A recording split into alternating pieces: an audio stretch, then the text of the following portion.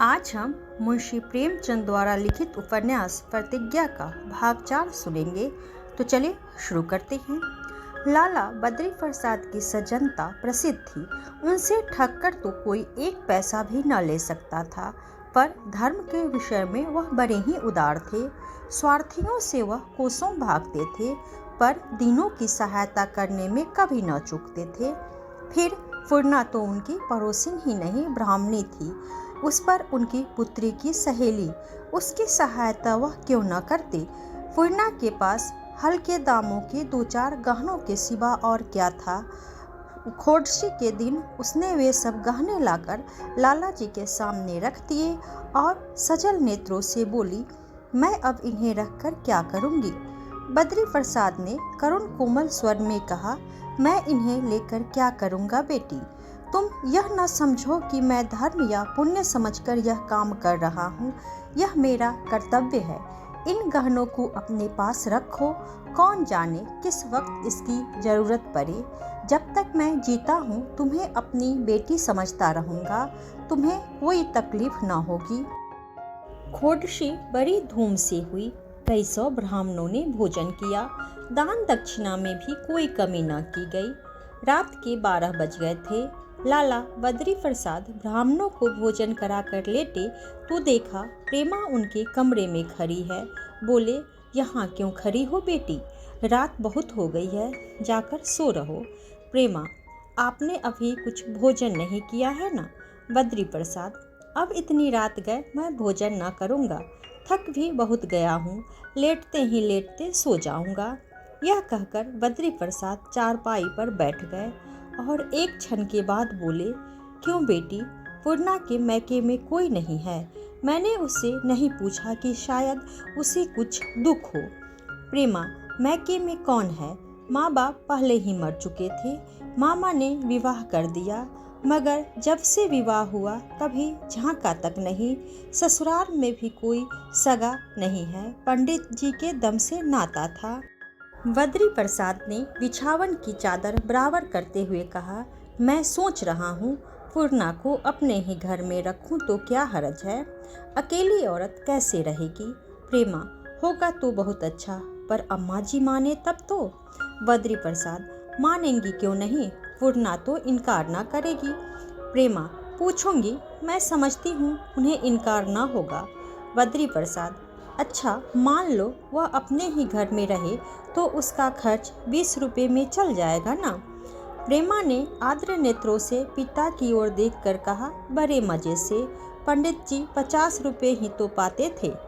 बद्री प्रसाद ने चिंतित भाव से कहा, मेरे लिए 20, 50, 60 सब बराबर है, लेकिन मुझे अपनी जिंदगी ही की तो नहीं सोचनी है। अगर आज मैं न रहूं तो कमला कौड़ी फोड़ कर न देगा, इसलिए कोई अस्थाई बंदोबस्त कर जाना चाहता हूँ। अभी हाथ में रुपए नहीं है, नहीं तो कल ही 4000 रुपये उसके नाम किसी अच्छे बैंक में रख देता, सुद से उसकी परवरिश होती रहती।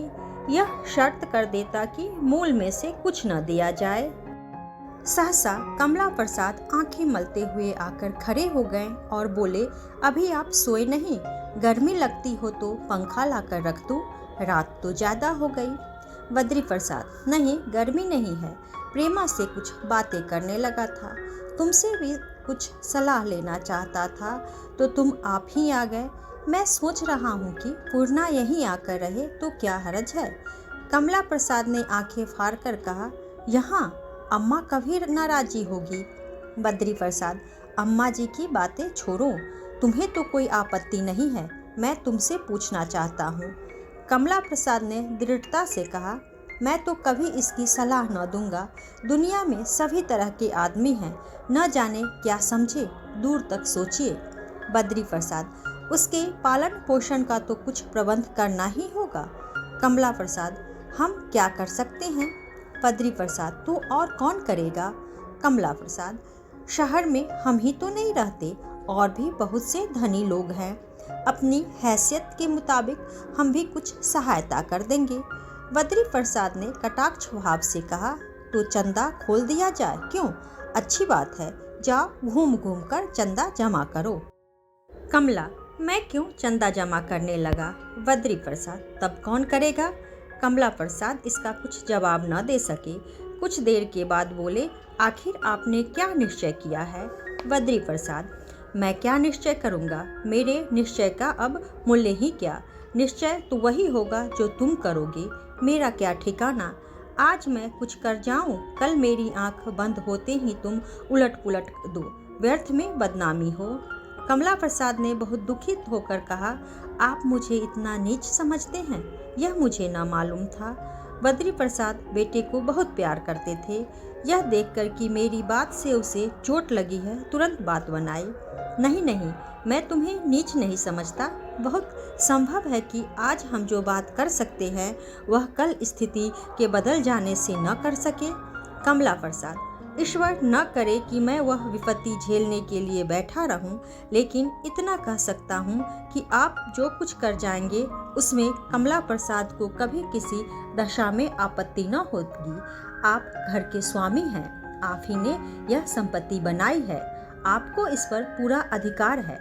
निश्चय करने के पहले मैं जो चाहे कहूँ, लेकिन जब आप एक बात तय कर देंगे तो मैं उसके विरुद्ध जीभ तक न हिलाऊंगा। बद्री प्रसाद, तो कल पूर्णा के नाम 4000 रुपये बैंक में जमा कर दो और यह शर्त लगा दो कि वह मूल में से कुछ न ले सके, उसके बाद रुपये हमारे हो जाएंगे। कमला को मानो चोट सी लगी, बोले, खूब सोच लीजिए। बद्री प्रसाद ने निश्चयात्मक स्वर में कहा, खूब सोच लिया है, देखना केवल यह है कि वह इसे स्वीकार करती है या नहीं। कमला प्रसाद, क्या उसके स्वीकार करने में भी कोई संदेह है? बद्री प्रसाद ने तिरस्कार भाव से कहा, तुम्हारी यह बड़ी बुरी आदत है कि तुम सबको स्वार्थी समझने लगते हो। कोई भला आदमी दूसरों का एहसान सिर पर नहीं लेना चाहता। मनुष्य का स्वभाव ही ऐसा है। गए घरों की बात जाने दो, लेकिन जिसमें आत्मसम्मान का कुछ भी अंश है वह दूसरों की सहायता नहीं लेना चाहता। मुझे तो संदेह ही नहीं, विश्वास है कि पूर्णा कभी इस बात पर राजी न होगी।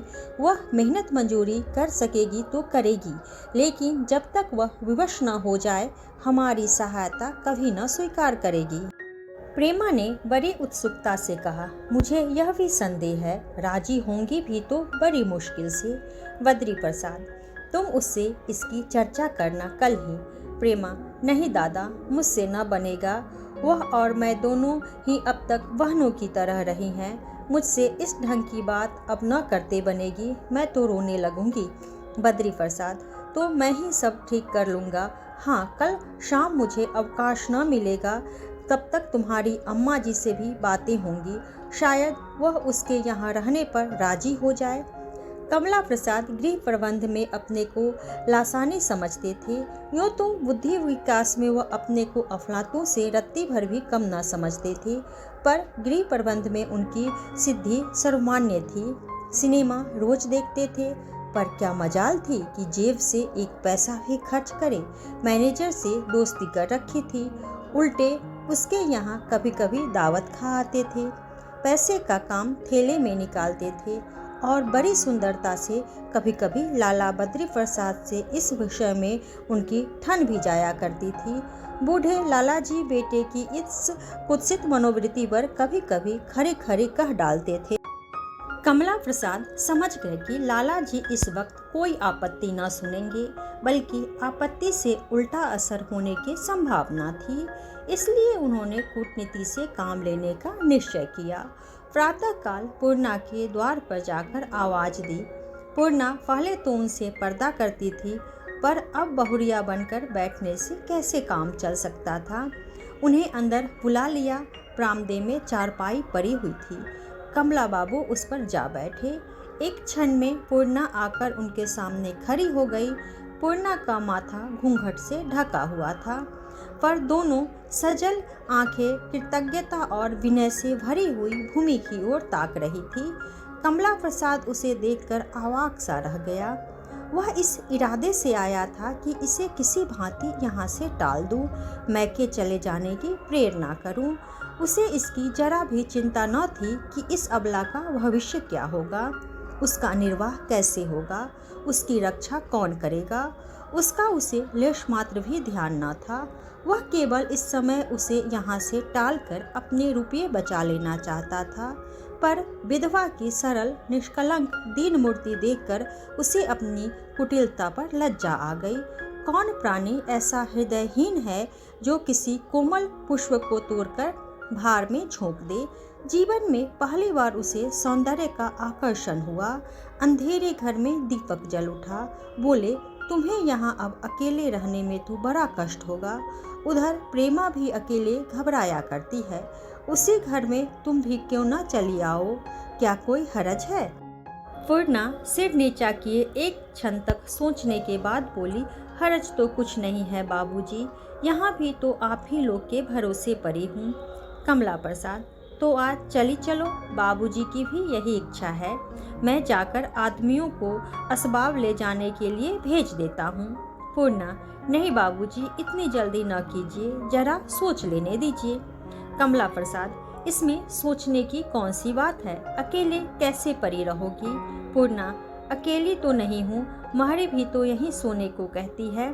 कमला प्रसाद, अच्छा वह बिल्लो, हाँ बुढ़िया है तो सीधी, लेकिन टर्री है। आखिरकार मेरे घर चलने में तुम्हें क्या असमंजस है? पूर्णा, कुछ नहीं, असमंजस क्या है? कमला प्रसाद, तो आदमियों को जाकर भेज दूं? पूर्णा, भेज दीजिएगा, अभी जल्दी क्या है? कमला प्रसाद, तुम व्यर्थ ही इतना संकोच करती हो। पूर्णा, तुम क्या समझती हो, तुम्हारा जाना मेरे घर के और प्राणियों को बुरा लगेगा? कमला का अनुमान ठीक था। पूर्णा को वास्तव में यही आपत्ति थी, पर वह संकोचवश इसे प्रकट न कर सकती थी। उसने समझा, बाबूजी ने मेरे मन की बात ताड़ ली। इससे वह लज्जित भी हो गई।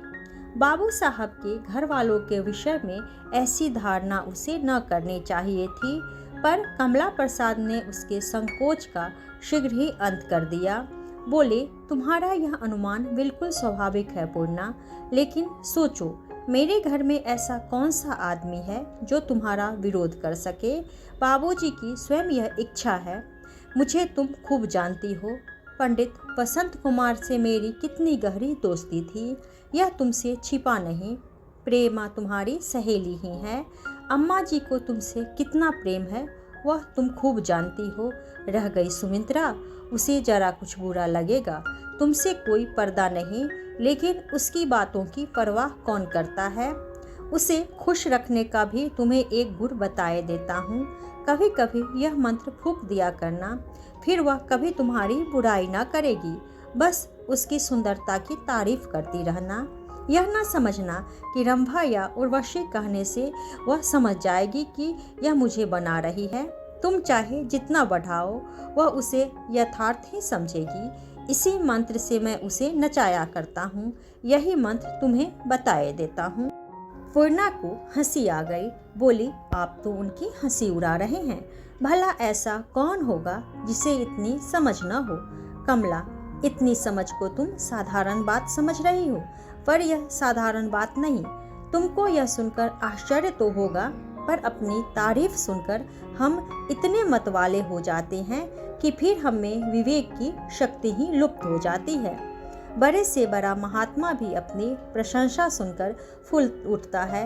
हाँ, प्रशंसा करने वाले शब्दों में भक्ति का भाव रहना आवश्यक है।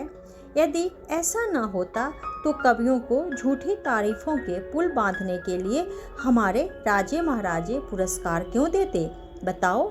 राजा साहब तमंचे की आवाज़ सुनकर चौंक पड़ते हैं, कानों में उंगली डाल लेते हैं और घर में भागते हैं, पर दरबार का कभी उन्हें वीरता में अर्जुन और द्रोणाचार्य से 2 हाथ और ऊंचा उठा देता है तो राजा साहब की मूंछें खिल उठती है। उन्हें एक क्षण के लिए भी यह ख्याल नहीं आता कि मेरी हंसी उड़ाई जा रही है। ऐसी तारीफों में हम शब्दों को नहीं, उनके अंदर छिपे हुए भावों को ही देखते हैं। सुमित्रा रंग रूप में अपने बराबर किसी को नहीं समझती। न जाने उसे यह खप्त कैसे हो गया। यह कहते हुए दुख होता है पूर्णा, पर इस स्त्री के कारण मेरी जिंदगी खराब हो गई। मुझे मालूम ही ना हुआ कि प्रेम किसे कहते हैं। मैं संसार में सबसे अभागा प्राणी हूँ, और क्या कहूँ। पूर्व जन्म के पापों का प्रायश्चित कर रहा हूँ। सुमित्रा से बोलने को जी नहीं चाहता, पर मुंह से कुछ नहीं कहता कि कहीं घर में कोहराम न मच जाए। लोग समझते हैं मैं आवारा हूँ, सिनेमा और थिएटर में प्रमोद के लिए जाता हूँ, लेकिन मैं तुमसे सत्य कहता हूँ पूर्णा, मैं सिनेमा में केवल अपनी हार्दिक वेदनाओं को भुलाने के लिए जाता हूँ। अपनी अतृप्त अभिलाषाओं को और कैसे शांत करूँ, दिल की आग को कैसे बुझाऊँ। कभी कभी तो जी में आता है सन्यासी हो जाऊं, और कदाचित एक दिन यही करना पड़ेगा। तुम समझती होगी यह महाशय कहाँ का पचरा ले बैठे। क्षमा करना, न जाने आज क्यों तुमसे ये बातें करने लगा। आज तक मैंने इन भावों को किसी से प्रकट नहीं किया। व्यक्ति हृदय ही से सहानुभूति की आशा होती है, बस यही समझ लो। तो मैं जाकर आदमियों को भेजे देता हूँ, तुम्हारा असवाब उठा ले जाएंगे। पूर्णा को अब क्या आपत्ति हो सकती थी। उसका जी अब भी इस घर को छोड़ने को न चाहता था, पर वह इस अनुरोध को न टाल सकी। उसे यह भय भी हुआ कि कहीं यह मेरे इनकार से और दुखी न हो जाए। आश्रय विहीन अबला के लिए इस समय तिनके का सहारा ही बहुत था, तो वह नौका की कैसे अवहेलना करती। पर वह क्या जानती थी कि यह उसे उबारने वाली नौका नहीं, वरन एक विचित्र जल जंतु है जो उसकी आत्मा को निगल जाएगा।